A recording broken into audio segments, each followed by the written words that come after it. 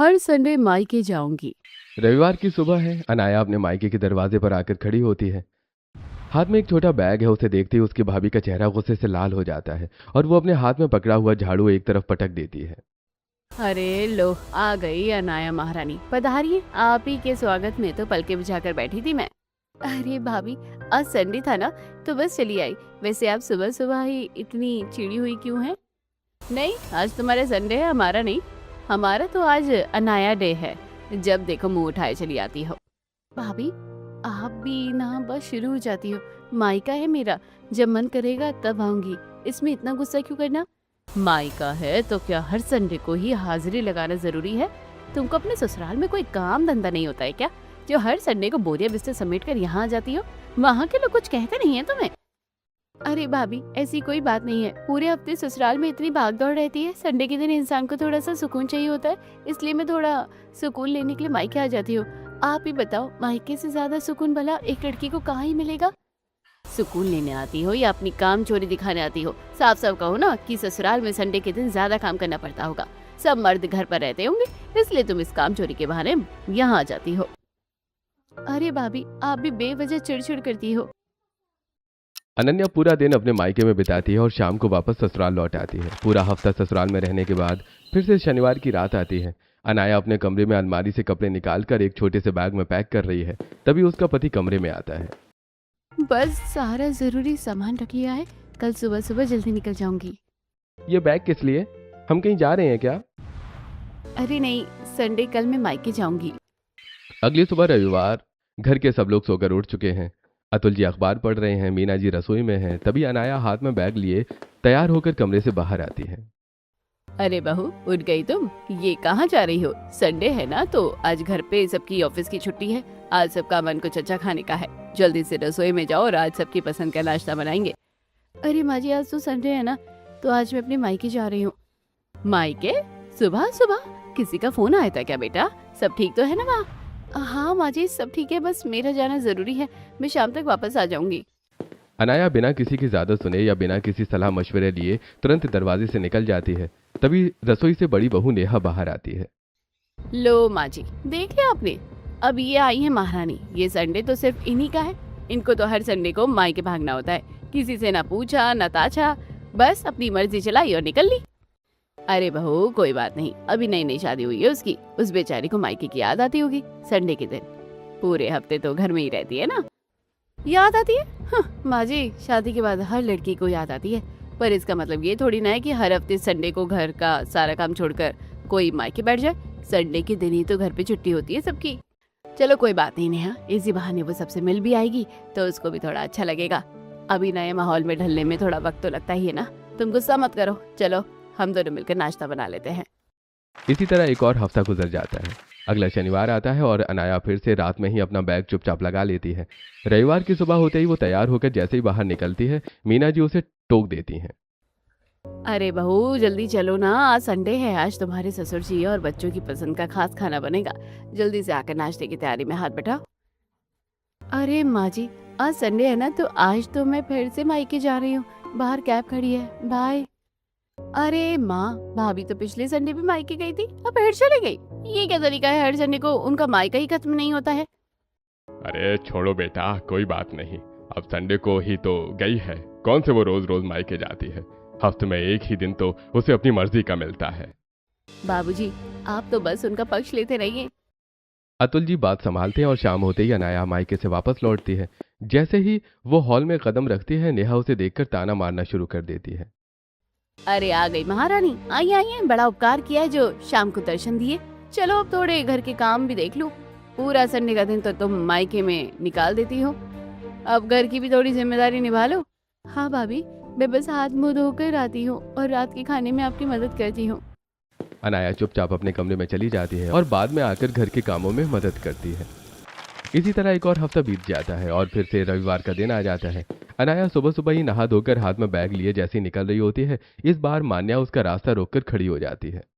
अरे भाभी, फिर से आप क्या फिर से मायके चल दी? हाँ मान्या, वो आज संडे है ना, इसलिए मुझे जाना ही होगा। अरे बहू, तुम ना हर संडे को मायके चली जाते हो। संडे को मतलब घर में सबकी छुट्टी रहती है, सब लोग घर पर होते हैं। घर में भी थोड़ा बहुत काम रहता ही है, तो थोड़ा बहुत देख लिया करो बेटा, सबका मन होता है साथ बैठने का। अरे माँ जी, वो ना मेरा आज जाना जरूरी है और आज संडे भी है ना, इसलिए आप लोग प्लीज मुझे मत रोकिए। अनाया जैसे ही आगे बढ़ने लगती है तभी अतुल जी, नेहा, विकास और हर्षित सब दौड़कर दरवाजे के सामने आकर खड़े हो जाते हैं और हाथ फैलाकर उसका रास्ता रोक लेते हैं। नहीं बहू, आज हम तुम्हें इस दरवाजे से बाहर कदम नहीं रखने देंगे। हर संडे का यही तमाशा हो गया है तुम्हारा। हाँ देवरानी, आज तो हद ही हो गई है। आज तो पूरे परिवार ने मिलकर ये तय किया है कि संडे को तुम कहीं नहीं जाओगी, बिल्कुल नहीं जाओगी। हाँ भाभी, प्लीज रुक जाइए। आज मैंने अपने दोस्तों को बोल रखा है, आज आप जबरदस्ती ऐसे नहीं जा सकती। हम सब रास्ता रोक कर खड़े हैं, देखते हैं आप कैसे जाती हैं। आप सब प्लीज सामने से हट जाइए, मुझे जाना ही होगा, मेरे जाना जरूरी है। अनन्या, ऐसी क्या आफत आ गई है जो आप पूरे परिवार की मर्जी के खिलाफ जा रही हैं? आज कोई मायके वायके जाना नहीं होगा, चुपचाप बैग अंदर रख दो। नहीं, मैंने कहा ना, मुझे मत रोकिए। आप लोग रास्ता छोड़ते हैं या मैं जबरदस्ती यहाँ से निकलूं? अनाया बिना किसी की परवाह किए आगे बढ़ती है और हर्षित और मान्या को बाजू से धक्का देकर जबरदस्ती दरवाजे से बाहर निकल जाती है। सब हाथ फैलाए देखते रह जाते हैं। नेहा गुस्से में मीना जी के पास आती है। देखा माँ जी आपने, ये तो आपकी एक भी बात नहीं मानती। आपने आज खुद अपने मुंह से मना किया, पूरे परिवार ने हाथ फैलाकर रास्ता भी रोका, फिर भी सबको धक्का देकर चली गई। और देख लो, अभी नई शादी हुई है, अभी से बातें मानना उसने बिल्कुल बंद कर दिया है। अरे हाँ माँ, हर संडे को भाभी मायके चली जाती है। हम सोचते हैं कि आज संडे को भाभी के साथ ये करेंगे वो करेंगे, कोई प्लान बनाएंगे, पर भाभी को तो बस अपने मायके ही जाने की पड़ी रहती है। उन्हें हमारी कोई परवाह ही नहीं है। मीना जी गहरी सांस लेकर रह जाती हैं। दिन इसी तरह निकलते चले जाते हैं। हर बार संडे आता है और हर बार बहू बिना किसी से पूछे मायके चली जाती है। 3 महीने ऐसे ही गुजरते हैं और आज मीना जी अपने बड़े बेटे जितेंद्र को सोफे पर बिठाकर गंभीरता से बात कर रही हैं। जितेंद्र, तू अपनी पत्नी को थोड़ा समझा नहीं सकता क्या? वो हर संडे को मुंह उठा के मायके चली जाती है। कम से कम तुझे तो उसकी जिद पर आपत्ति होनी चाहिए। अरे माँ, मैं क्या करूं? मैं क्या ही कहूं उसे अब? जब भी बात करूं वो कहती है कि उसे अपने घर वालों की बहुत याद आती है। नई शादी हुई है इसलिए वो मायके चली जाती है। याद आती है तो हर हफ्ते के बाकी दिनों में जाए ना, संडे ही क्यों? संडे को घर में सारे मर्द लोग रहते हैं, कितना काम होता है घर में। सब लोगों को अपनी पसंद का गर्मा गर्म खाना खाना होता है। पूरे हफ्ते जब ऑफिस की भागदौड़ में रहते हैं, एक संडे ही तो मिलता है सबको आराम से बैठने का। हाँ माँ, आपकी बात तो सही है, पर वो किसी की सुनती ही नहीं है। फिर भी मैं इस बार उससे साफ साफ बात करने की पूरी कोशिश करूंगा, आप चिंता मत करो। जितेंद्र माँ को दिलासा देकर बात टाल देता है।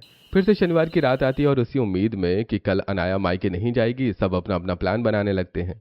इस संडे तो भाभी घर पर ही रहेंगी। भैया ने उन्हें अच्छे से समझा दिया है। हम सब मिलकर संडे को कोई अच्छी सी मूवी देखने का प्लान करते हैं। हाँ, देख लेंगे तुम्हारी भाभी को। वैसे मैंने तो अपना मेन्यू सेट कर लिया है। संडे को सुबह से लेकर रात तक क्या क्या डिशेस बनेंगी, बस वो महारानी घर पर रुक जाए।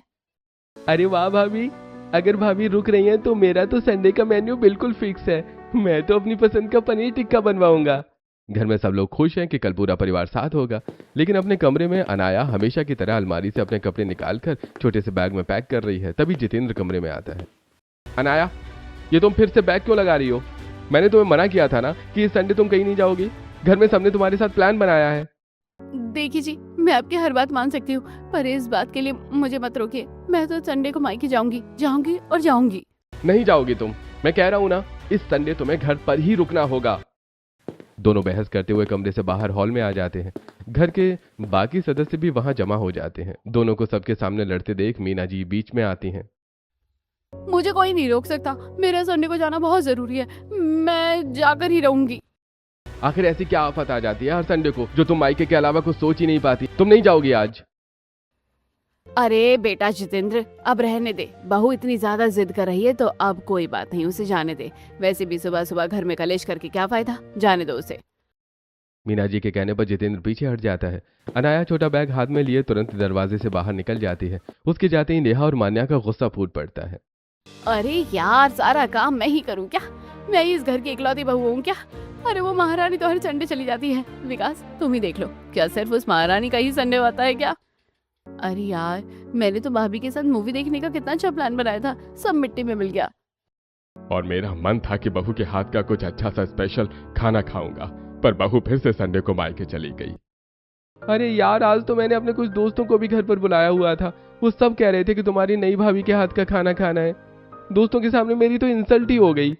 घर के सभी लोग हॉल में बैठे होते हैं। हर कोई अनाया के इस बर्ताव से बेहद परेशान और चिढ़ा हुआ है। माँ, क्या करूं? मेरा भी तो मन करता है ना कि मैं अपनी बीवी के साथ संडे को कुछ समय गुजारूं, कहीं घूमने जाएं, पर उसकी तो एक ही रट है, उसे मेरे साथ समय गुजारना ही नहीं होता है। वो बस हर संडे अपने मायकों को भाग जाती है। काम चोर है वो, पक्की काम चोर। काम की वजह से ही वो हर संडे को मायके खिसक जाती है। उसे पता है कि संडे को भी सभी मर्द लोग घर पर रहते हैं, सबकी अपनी अपनी फरमाइशें होती है, तो काम ज्यादा बढ़ जाता है। बस इसी काम से बचने के लिए वो महारानी हर संडे भागती रहती है। अरे भाई, कब से मेरा मन बहू के हाथ की वो गर्मा गर्म दाल बाटी चूरमा खाने का है। संडे को ही तो थोड़ा मौका मिलता है, वरना रोज ऑफिस की भाग दौड़ में तो अच्छे से खाना भी नहीं हो पाता। ठीक है, बहुत हुआ, आज शाम को से आने दो। आज मैं खुद सीधे तौर पर उससे बात करूंगी। शाम को अनाया जैसे ही मायके से लौटकर घर में कदम रखती है, पूरा परिवार हॉल में उसका इंतजार कर रहा होता है। मीना जी अनाया को पास बुलाकर बहुत प्यार से समझाना शुरू करती हैं। बेटा अनाया, तुम हर संडे को मायके चली जाती हो, एक आध संडे हमारे साथ भी बिता लिया करो बेटा। हम लोगों का भी तो मन करता है ना तुम्हारे साथ बैठने का। माँ जी, वो देखो बेटा, संडे को सबका मन कुछ अलग अलग और स्पेशल खाने का करता है। अब रोज ऑफिस की भागदौड़ में ये लोग कुछ अच्छे से खा ही नहीं पाते हैं। एक संडे का ही दिन मिलता है। तुम्हारे ससुर जी कब से तुम्हारे हाथ का दाल बाटी चूरमा खाने की कह रहे थे। हाँ बहू, मैं तो पिछले 1 महीने से तुम्हारे हाथ का दाल बाटी चूरमा खाने का इंतजार कर रहा हूँ, और जैसी संडे आता है तुम मायके चली जाती हो। हाँ देवरानी जी, संडे को ना घर में बहुत काम होता है, और आपको तो बस संडे को ही मायके जाना होता है। अगर जाना ही है तो हफ्ते में किसी और दिन मायके चली जाया करो ना। नहीं नहीं भाभी, मैं किसी और दिन नहीं जा सकती, मैं तो हर संडे ही मायके जाऊंगी। अरे ये भी कैसे जिंदा है? संडे का क्या मतलब सिर्फ तुम्हारा ही होता है, और तुम हर संडे को मायके चली जाती हो, तो तुम्हारे मायके में कोई कुछ कहता नहीं है क्या तुमसे? उन लोगों का कोई संडे नहीं होता है क्या? नहीं नहीं भाभी, ऐसा नहीं है, लेकिन मैं हर संडे को मायके ही जाऊंगी। नहीं बहू, अब ये नहीं चलेगा। अब ना अगले संडे को तुम मायके बिल्कुल नहीं जाओ, ये मेरा फैसला है। मीना जी की बात सुनकर अनाया आगे कोई बहस नहीं करती। वो चुपचाप अपना सिर झुकाकर कमरे में आती है और कमरे का दरवाजा बंद करके जितेंद्र के पास बैठती है। सुनिए, चाहे कुछ भी हो जाए, चाहे माँ जी कहे या कोई और, मैं तो हर संडे को मायके जाऊंगी, जाऊंगी जाऊंगी जाऊंगी। अरे अनाया, एक संडे तो रह जाओ घर पर, पापा और घर के बाकी सब लोग भी खुश हो जाएंगे। इस संडे मत जाओ, अगले संडे चली जाना। नहीं, मैं इसी संडे को जाऊंगी, मैं अपना संडे मिस नहीं कर सकती। अनाया गुस्से में करवट बदलकर सो जाती है। जितेंद्र उसे देखता रहता है। धीरे धीरे करके पूरा हफ्ता फिर से निकल जाता है और शनिवार की रात आ जाती है। हॉल में बैठकर सब लोग कल के संडे की प्लानिंग कर रहे हैं। मीना जी, कल ना बहू को मायके जाने से साफ मना कर देना। कल तो बाहर मौसम भी बहुत बढ़िया है। मेरे लिए तो कल गर्मा गर्म दाल बाटी चूरमा ही बनना चाहिए। हाँ माँ, और मैंने ना कल अपने कुछ खास दोस्तों को दोपहर के खाने पर बुलाया है। और माँ, मैंने कल सुबह का भाभी के साथ पार्लर का अपॉइंटमेंट फिक्स कर लिया है। अकेले में बाहर नहीं जा पाती, कल संडे भी है तो भाभी मेरे साथ चली जाएगी। मीना जी सबकी बातें सुनकर मुस्कुराती हैं और रात को अनाया के कमरे में जाकर उसे हिदायत देती हैं। अरे बहू, सुबह जल्दी उठकर दाल बाटी चूरमे की तैयारी कर लेना, और दोपहर में जल्दी से खाना बनाकर फ्री हो जाना, क्योंकि माने ने कल सुबह तुम्हारे साथ पार्लर का अपॉइंटमेंट बुक किया है, तो तुम्हें उसके साथ जाना है। और हाँ, शाम को हर्षित के दोस्त भी आने वाले हैं। अरे यार, कल तो संडे है, पर कल तो मुझे मायके मेरा जाना कल बहुत जरूरी है, पर इन लोगों का दिल कैसे तोड़ूं? नहीं, मुझे जाना ही पड़ेगा। अनाया उस समय तो चुप रहती है और मीना जी के सामने बस अपनी गर्दन हिला देती है। लेकिन अगली सुबह जब सभी उठकर आते हैं तो नेहा हाथ में चाय नाश्ते की प्लेट लेकर आती है। अरे नेहा बहू, आज नाश्ता थोड़ा हल्का ही रखना। दोपहर में छोटी बहू दाल बाटी बनाएगी ना, तो पेट में जगह होनी चाहिए। वैसे छोटी बहू रसोई में दिख नहीं रही है। अरे बाबूजी, आपकी छोटी बहू दाल बाटी तो तब बनाएगी ना जब वो घर पर होगी। आपकी वो लाडली बहू तो आज सुबह सुबह ही किसी को बिना बताए संडे के दिन फिर से फरार हो गई। क्या? आज फिर चली गई? अरे इतना मना किया था, फिर भी चली गई। हाँ, उसे किसी की कुछ नहीं पड़ी, उसे तो बस बाहर संडे को मायके जाना है। घर वाले फिर से मन महसूस कर रह जाते हैं। धीरे धीरे करते हुए इसी तरह संडे बीतते चले जाते हैं और अनाया की शादी को पूरे 6 महीने हो जाते हैं। इन 6 महीनों में एक भी ऐसा संडे नहीं आया जब अनाया मायके न गई हो। घर के सभी लोगों का गुस्सा अब बर्दाश्त के बाहर हो चुका है। माँ, 6 महीने हो गए हैं अनाया की शादी को। जब से शादी हुई है हर संडे मायके जाना है तो जाना ही है। आज तक इसने अपना पैर एक संडे को भी नहीं रोका। हर संडे को इसकी वजह से घर में कलेश होता है। हाँ माँ, कितनी बार हमने प्यार से समझा लिया, पर भाभी हमारा हर हफ्ते का पूरा प्लान चौपट कर देती हैं। मेरे दोस्तों के सामने मुझे इतनी इंसल्ट फील होती है कि वो लोग चिढ़ाते हैं। तेरी भाभी तो हर संडे मायके भाग जाती हैं।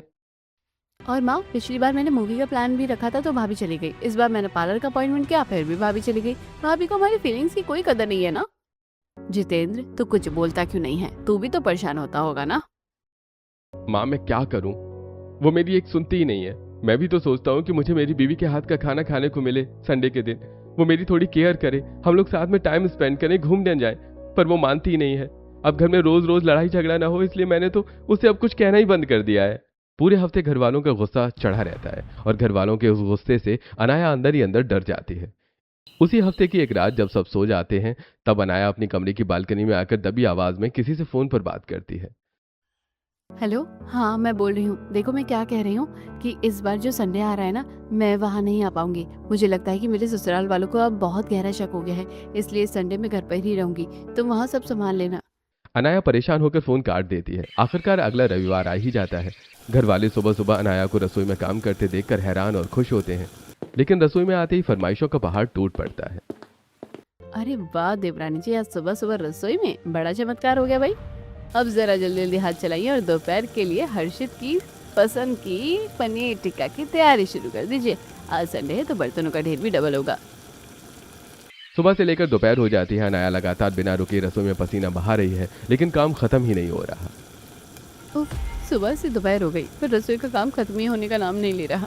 1 मिनट के लिए पैर टिकाने का मौका नहीं मिला। अब मुझे समझ आ रहा है कि इस घर में संडे का असली मतलब क्या होता है। अनाया किसी तरह दोपहर का खाना टेबल पर लगाकर थकान के मारे सीधे अपने कमरे में चली जाती है। इधर हॉल में बैठकर सब लोग मजे से खाना खा रहे हैं। देख रही हो ना माँ, आज वो घर पर रुकी तो सही, लेकिन उसका चेहरा देखा आपने? ऐसा लग रहा है जैसे कोई मजबूरी हो। माँ मैं क्या करूं? देखा बाबूजी, मैं तो पहले ही कहती थी काम चोर है वो। आज एक संडे घर पर रुकना पड़ा तो कैसे मुंह उतरा हुआ है उसका। इसी काम से बचने के लिए वो महारानी हर संडे मायके के सक जाती थी।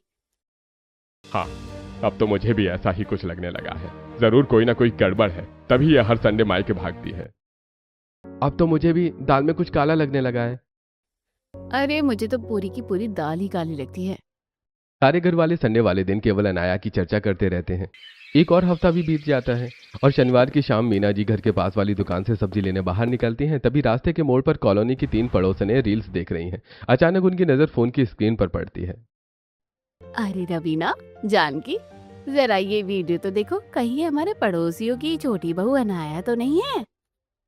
अरे हाँ, देख तो सही कैसे बेशर्मों की तरह नाच रही है और कितने चमकीले भड़कीले कपड़े पहन रखे हैं इसने। तौबा तौबा, आजकल की बहू भी ना घर में भी तो बड़ी संस्कारी बनती है और पीठ पीछे देखो क्या क्या करती है। पड़ोसनों की बातें सुनकर मीना जी सब्जी लेकर घर तो आ जाती हैं, लेकिन उनके दिमाग में शक का कीड़ा रेंगने लगता है, जिसको दूर करने के लिए वो कमरे में जाकर अनाया की भाभी को फोन लगाती हैं। हेलो गीतिका बहू, मैं अनाया की सास मीना बोल रही। कैसी हो बेटा? नमस्ते माँ जी, मैं ठीक हूँ, आप सुनाइए। आज अचानक फोन किया, सब खैरियत तो है ना? आने ने फिर कोई जिद पकड़ी है क्या? अरे नहीं बेटा, वो क्या है ना कि अनाया हर संडे को सुबह सुबह ही मुंह उठाए मायके के लिए निकल जाती है। कहती है कि संडे को घर पर रहा करो, पर वो सुबह 8 बजे ही बैग टांग कर मायके के लिए रवाना हो जाती है। तुम लोग भी उसे थोड़ा समझाया करो। क्या सुबह 8 बजे? माँ जी ये क्या कह रही हैं आप? अनाया हर संडे हमारे यहाँ आती है, लेकिन वो सुबह नहीं, दोपहर में 2 बजे के बाद आती है। क्या दोपहर 2 बजे के बाद? पर वो तो घर से सुबह 8 बजे ही मायके जाने का बोलकर निकलती है। नहीं माँ जी, वो सुबह यहाँ कभी नहीं आती। वो तो हमेशा दोपहर में थक हार कर 2 बजे ही घर में कदम रखती है। हमें तो लगता था कि वो ससुराल का सारा काम निपटा कर देर से निकलती है। हे भगवान, अगर वो दोपहर 8 बजे घर से निकलती है और मायके दोपहर 2 बजे पहुँचती है, तो वो बीच के 6 घंटों में कहाँ रहती है? ये लड़की हमसे कुछ छुपा रही है। मीना जी का शक अब एक गहरे डर में बदल जाता है। वो हैरान परेशान होकर फोन काट देती हैं। तभी घर के दरवाजे की घंटी बजती है और तीनों पड़ोसनें अंदर आकर सोफे पर बैठ जाती हैं। अरे आंटी आइए, आज शाम को अचानक कैसे आना हुआ? वो मान्या बेटा, मैं तुझे और नेहा को कुछ दिखाना चाहती थी। मुझे बस ये तसल्ली करनी है कि कहीं मेरी बूढ़ी आंखें धोखा तो नहीं खा गई। अरे आंटी जी क्या हुआ, बताइए तो सही, आप इतनी गंभीर क्यों हो रही हैं? माधुरी जी अपना फोन आगे बढ़ाती हैं, जिसमें एक चमकीले भड़कीले कपड़ों में लड़की स्टेज पर रैंप और डांस कर रही है। वीडियो देखते ही मान्या और नेहा के होश उड़ जाते हैं। अरे ये तो भाभी है। अरे हाँ, ये तो सच में वही है, अनाया। तभी रसोई से आवाज सुनकर सास मीना जी बाहर निकल कर आती हैं। अरे क्या हुआ? क्या उल जुलूल बना रखा है तुम लोगों ने? और पड़ोसियों को इकट्ठा करके क्यों इतना तमाशा बना रही हो? अरे माँ देखो तो सही, ये वीडियो देखो, ये हमारी अनाया भाभी ही है।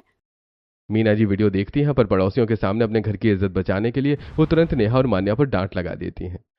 अरे तुम लोग बिना पागल हो, दुनिया में एक जैसी शक्ल के बहुत से लोग होता है। हमारी बहू तो इतनी संस्कारी है और सबका इतना कदर कायदा करती है, आप लोग बिना कुछ भी देखकर चली आती हो। मीना जी बड़ी चालाकी से पड़ोसियों को घर से भगा देती हैं, लेकिन अंदर ही अंदर उनके मन में एक बहुत बड़ा डाउट पैदा हो जाता है। पड़ोसियों के जाते ही नेहा और मान्या आपस में फुसफुसाने लगती हैं। माँ चाहे जो कहे, पर वो अनाया ही थी। तभी मैं सोचूं वो हर संडे को मायके क्यों चली जाती है। पता नहीं पीठ पीछे क्या गोल खिलाती है। ऐसा लगता है कि इसका कोई बाहर चक्कर वक्कर चल रहा है। घर वालों को अनाया पर शक होने लगता है। अब अगला रविवार आ जाता है। इस बार मीना जी घर में किसी को भी कुछ नहीं बताती। सुबह जैसे ही अनाया अपना छोटा बैग लेकर हमेशा की तरह मायके के लिए निकलती है, मीना जी चुपके चुपके से उसके पीछे पीछे घर से बाहर निकल जाती है। आज तो मैं सच का पता लगा कर ही रहूंगी कि आखिर हर संडे को ये बहू जाती कहाँ है। मीना जी देखती हैं कि अनाया अपने मायके के रास्ते पर जाने की बजाय पैदल पैदल घर के थोड़ा सा पीछे की साइड में बने एक सुनसान रास्ते की तरफ बढ़ रही है। ये तो मायके का रास्ता नहीं है, ये सुनसान रास्ते पर अकेली कहाँ जा रही है। अनाया आगे बढ़ती है और वहां एक पुरानी खंडर सी हवेली के सामने रुकती है। वो फिर से एक बार चारों तरफ देखती है और चुपके से उस भूतिया खंडर हवेली के अंदर घुस जाती है। हे भगवान, ये तो इस भूतिया खंडर हवेली के अंदर चली गई। मीना जी भी हिम्मत जुटाकर दबे पांव अंदर घुस जाती हैं। चारों तरफ इतने जाले हैं, बहू कहाँ गायब हो गई? मुझे तो वो कहीं दिखी नहीं रही। मीना जी जैसे जैसे हवेली के और अंदर गहराई में जाती हैं, अचानक उन्हें तेज म्यूजिक की आवाज सुनाई देती है। आगे धूल और जालों के बीच एक बहुत बड़ा आधुनिक स्टेज दिखाई देता है। वहां रंग बिरंगी लाइट्स चमक रही हैं, बड़े बड़े कैमरे लगे हैं और बहुत से लोग काम कर रहे हैं। अरे ये क्या, इस भूतिया हवेली में इतनी लाइट्स और कैमरे? इस हवेली के बारे में तो अफवाह फैली हुई है, यहाँ कोई साया रहता है। कहीं कहीं हमारे बहू पर कोई भूत प्रेत की आत्मा तो नहीं आ गई है? मीना जी हिम्मत करके थोड़ा और करीब जाती हैं। तभी स्टेज पर रोशनी पड़ती है और मीना जी के पैरों तले जमीन खिसक जाती है। स्टेज पर अनाया वही चमकीले भड़कीले कपड़े पहने खड़ी है जो वीडियो में दिखे थे। तभी कैमरे के पास खड़ा एक आदमी चिल्लाता है, कैमरा एक्शन। अनाया तेज म्यूजिक और धमाकेदार रैंप और डांस करने लगती है। अरे ये क्या हो गया? ये अच्छा तो बहू ये सब करती है यहाँ छुप छुपा कर। हे भगवान, कैसी बहू ले आए हम, इसका तो त्रिया चरित्र ही खराब है। मीना जी अपने मन में सोच रही होती हैं कि तभी अचानक पीछे से एक हाथ मीना जी के कंधे पर आकर टिकता है। मीना जी बुरी तरह चौंक कर पीछे मुड़ती हैं। पीछे उनका बेटा बड़ा जितेंद्र खड़ा है। अरे अरे जितेंद्र, तू तू यहाँ क्या कर रहा है? अरे माँ, आप शांत हो जाइए, डरिए मत। तो आखिरकार आपको भी पता चल ही गया कि ये सब क्या है और ये क्या ड्रामा चल रहा है। तू हंस रहा है जितेंद्र? ये क्या बकवास है? मुझे साफ साफ बता, ये सब ड्रामा क्या चल रहा है और तू यहाँ क्या कर रहा है? तू तो घर पर बोल रहा था कि तेरी पत्नी तेरी भी नहीं सुनती, पर तू तो खुद यहाँ मौजूद है। हाँ माँ, मैं यहाँ हूँ क्योंकि मुझे स्टार्टिंग से ही सब कुछ पता था कि मेरी पत्नी हर संडे को यहाँ आती है। मैं तो बस ये चीजें आप लोगों से छुपा कर रखना चाहता था। मैं नहीं चाहता था कि घर में किसी को भी ये पता चले। छुपाना चाहता था, पर क्यों? तभी स्टेज से अनाया गाना रोककर दौड़ती हुई नीचे आती है। मीना जी को देखकर उसका चेहरा डर से पीला पड़ जाता है। मम्मी जी प्लीज मुझे माफ कर दीजिए, मुझे माफ कर दीजिए माँ जी। अनाया पहले मुझे ये बताओ, ये सब क्या है? माँ, ये कोई साधारण ड्रामा नहीं है। दरअसल आपकी ये छोटी बहू कोई मामूली लड़की नहीं है। ये YouTube की सबसे बड़ी म्यूजिक सेंसेशन और रैपर क्वीन ए है। इसके YouTube पर 20 मिलियन यानी पूरे 2 करोड़ फॉलोअर्स हैं। क्या रैपर? क्या बोल रहा है तू जितेंद्र? मुझे कुछ समझ नहीं आ रहा। और अगर ये इतनी बड़ी सेलिब्रिटी है तो इस भूतिया खंडर हवेली में छुपकर ये सब करने की क्या जरूरत थी? माँ जी, मैं हमारे खानदान की इज्जत मिट्टी में नहीं मिलाना चाहती थी। मुझे लगा कि अगर ससुराल वालों को पता चलेगा कि मैं ऐसे कपड़े पहनकर रैप करती हूँ तो सब क्या सोचेंगे। बस इसी डर से मैंने ये सब आप लोगों से छुपा कर किया। और माँ जी, इसमें मेरी अकेले की गलती नहीं है। जितेंद्र को भी ये बात शादी से पहले ही पता थी। क्या जितेंद्र को शादी से पहले पता था? हाँ माँ जी, शादी से पहले ही मैंने इनसे साफ कह दिया था कि मैं अपना ये पैशन, अपना ये काम कभी नहीं छोड़ सकती। तभी इन्होंने मुझसे वादा किया था कि जीवन भर मेरा साथ देंगे और ये हमारा राज पूरे परिवार से हमेशा छुपा रहेगा। हाँ माँ, अनाया बिल्कुल सच कह रही है। मैंने इससे वादा किया था, इसीलिए मैं हर संडे से यहाँ खुद छोड़ने आता था और इसके वीडियो शूट करने में इसकी मदद करता था। अच्छा, तो तुम दोनों मिलकर पूरे 6 महीने से मुझे और मेरे परिवार वालों को बेवकूफ बना रहे थे और वो जो घर पर तुम दोनों मिलकर सबके सामने लड़ने का नाटक करते थे, वो क्या था? अरे माँ, वो तो सिर्फ एक नाटक था ताकि किसी को भी अपना अनाया पर शक ना हो। अगर मैं घर पर इसका पक्ष लेता तो भाभी और मान्या को तुरंत शक हो जाता कि दाल में कुछ काला है, इसीलिए हम सबके सामने वो लड़ने का दिखावा करते थे। प्लीज मम्मी जी, जितेंद्र को मत डांटिए, इन्होंने तो बस वादा निभाया था और हमेशा मेरा साथ दिया। जो भी सजा देनी है आप मुझे दीजिए।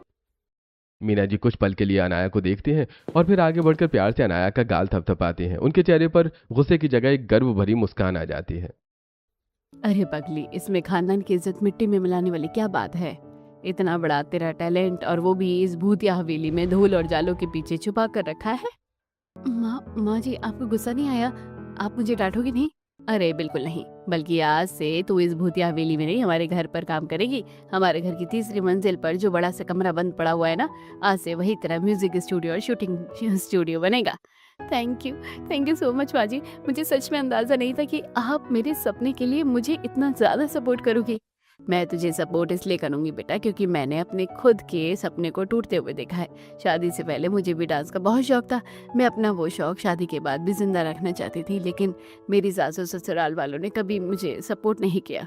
मैं नहीं चाहती कि जो मेरे साथ हुआ वो भी कभी मेरी बहू के साथ हो। तू अपना ये सपना हमेशा जिंदा रख। मीना जी आगे बढ़कर अनाया को गले से लगा लेती हैं। अनाया की आंखों में खुशी के आंसू आ जाते हैं। जितेंद्र ये देखकर मुस्कुराता है। पर अनाया, मेरी सपोर्ट के बदले एक शर्त होगी। क्या शर्त माँ जी, बताइए ना। शर्त यह है कि तुझे अपने YouTube वाले वीडियो और रील्स में मुझे भी अपने साथ लेना होगा। अरे माँ जी बिल्कुल, ये तो मेरे लिए बहुत बड़ी बात होगी। शाम को मीना जी, जितेंद्र और अनाया मुस्कुराते हुए घर लौटते हैं। हॉल में ससुर अतुल जी, नेहा, मान्या, विकास और हर्षित सब गुस्से में बैठे हैं। तभी मीना जी सबको अनाया का पूरा सच और उसके 20 मिलियन फॉलोअर्स के बारे में बताती है। सच जानकर पूरे घर के होश उड़ जाते हैं। क्या भाभी, कौन है ये जिनके यूट्यूब और इंस्टाग्राम में 2 करोड़ फॉलोअर्स है? पर माँ, ये कैसे हो सकता है? हाँ माँ जी, अगर अनाया इतनी बड़ी स्टार है तो दिन रात इसकी रील्स और वीडियो इंटरनेट पर चलते हैं, तो आज तक हमारे फोन में इसकी कोई रील या वीडियो सामने क्यों नहीं आई? तो हम भी तो दिन भर फोन चलाते हैं। अरे भाभी, वो इसलिए क्योंकि आप लोगों के फोन से अनाया को मैंने खुद ब्लॉक कर रखा था। क्या भैया, आपने हम सबके फोन से भाभी के अकाउंट्स ब्लॉक कर दिए थे? पर क्यों? हाँ, जब भी तुम लोग सो रहे होते थे या अपना फोन कहीं छोड़ कर जाते, मैं चुपके से तुम्हारा फोन लेता और अनाया की आईडी को ब्लॉक लिस्ट में डाल देता था। मैं अच्छी तरह जानता था कि मान्या और भाभी दिन भर रील्स देखती रहती हैं। अगर अनाया की कोई भी वीडियो तुम्हारे सजेशन में आ जाती तो राज उसी दिन खुल जाता, इसलिए मुझे ये कदम उठाना पड़ा। अरे वाह भाई जितेंद्र, तूने तो बड़ा पक्का इंतजाम कर रखा था। सब खुशी से उछल पड़ते हैं। अनाया आगे बढ़कर सबके सामने हाथ जोड़ती है। पापा जी, भाभी, मान्या, हर्षित, मुझे माफ कर दीजिए। मुझे ना चाहते हुए भी आप लोगों के साथ ऐसा रूखा बिहेवियर करना पड़ा। मेरे कारण आप सबके संडे के प्लान्स कैंसिल होते गए। हर्षित के दोस्तों के सामने बात बिगड़ी। मैं सच में मजबूर थी। अरे कोई बात नहीं बहू, हमें तो गर्व है कि हमारे घर में इतनी बड़ी स्टार आई है। हाँ देवरानी जी, हमें तो इस बात का बुरा लग रहा है कि आप हमसे दूर जा रही हैं। अब जब सच पता चल गया है तो कोई नाराजगी नहीं है, बल्कि अब तो हम भी तुम्हारे साथ रील में दिखेंगे। देखते ही देखते घर की तीसरी मंजिल के बड़े कमरे में अनाया का एक आलीशान म्यूजिक और शूटिंग स्टूडियो तैयार हो जाता है। अब अगले संडे की सुबह होती है और घर का माहौल पूरी तरह बदल चुका है। अरे भाभी, आज तो संडे है, आज आप अपने मायके जाओगी क्या? नहीं पापा, अब इस संडे में मायके नहीं जाऊंगी। अब मेरा स्टूडियो भी यहीं है और परिवार भी यहीं है। अनाया सुबह सुबह रसोई में जाकर पूरे परिवार के लिए गर्मा गर्म और स्वादिष्ट नाश्ता और खाना बनाती है। ससुर जी को उनके हाथ की दाल बाटी चूरमा खाने को मिलती है। दोपहर के बाद घर के सभी लोग अनाया के स्टूडियो में उसकी वीडियो शूटिंग और रील्स बनाने में उसकी मदद करने लगते हैं। अब अनाया का हर संडे मायके जाने के बजाय अपने ससुराल में पूरे परिवार के साथ हंसते खेलते और अपने सपनों को जीते हुए बीतने लगता है।